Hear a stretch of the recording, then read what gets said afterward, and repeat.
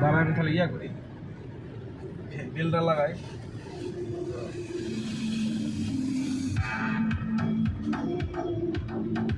চলো, এটা 20 মডেল আপনার প্রিমিও।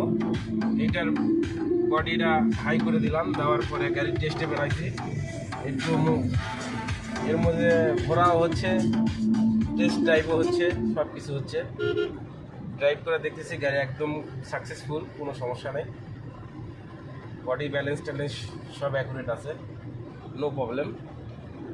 এখন একটু জোরে রাফ রাইডও করে দেখি কী অবস্থা। স্পিড 120-140 ওঠানো যায় নাকি দেখি, চেষ্টা করতেছি। 120-140 ওঠে নাকি দেখি। রাস্তার মাঝে